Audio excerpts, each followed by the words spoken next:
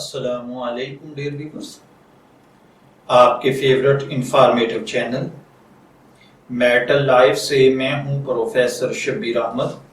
ہمارا آج کا ٹاپک ہے بیوٹی پارلرز کی شرعی حیثیت۔ آج کل شہروں میں بلکہ دیہات میں جا بجا ہر طرف بیوٹی پارلرز کی بہتات ہے۔ اسلام میں ان بیوٹی پارلرز کے بارے میں کیا احکامات ہیں؟ شہروں اور دیہات کی مصروف زندگی میں مرد کاروباری حضرات کے ساتھ بیوٹی پارلرز کی دکانیں کھلی ہوئی ہیں۔ پوچھنا یہ چاہتے ہیں کہ مہربانی فرما کر یہ بتائیے کہ شرع کے لحاظ سے ان بیوٹی پارلرز کے لیے کیا حکم ہے؟ کیا مرد اور عورت ساتھ ساتھ کاروبار کر سکتے ہیں؟ دوسرے نمبر پر کیا خواتین کا بیوٹی پارلر کا کام سیکھنا اور اس کو بطور پیشہ اپنانا اسلام میں جائز ہے؟ تیسرے نمبر پر بیوٹی پارلر میں جس انداز سے خواتین کا بناؤ سنگھار کیا جاتا ہے کیا وہ مذہباً جائز ہے؟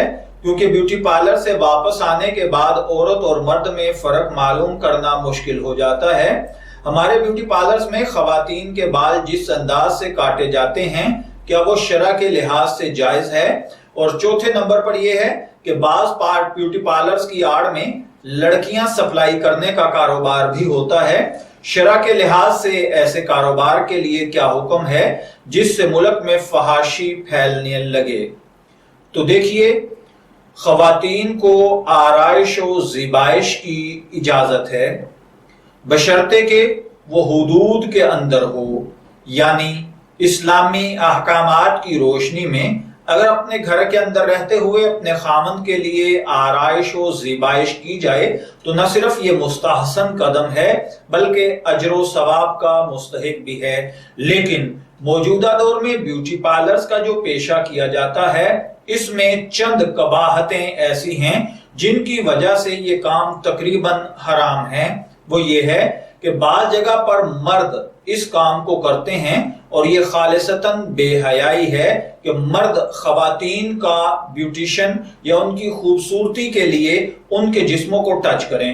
دوسرے نمبر پر ایسی خواتین بازاروں میں حسن کی نمائش کرتی پھرتی ہیں، یہ بھی بے حیائی ہے۔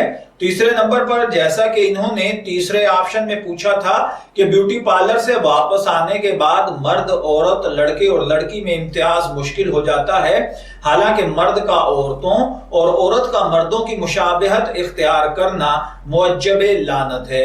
چوتھے نمبر پر انہوں نے چوتھے آپشن میں یہ پوچھا تھا کہ مراکز حسن فحاشی کے خفیہ اڈے بھی ہیں، تو یاد رکھیے عام تجربہ یہ ہے کہ ایسا کاروبار کرنے والوں کو خواہ وہ مرد ہوں یا عورتیں دین و ایمان سے کوئی واسطہ نہیں رہ جاتا۔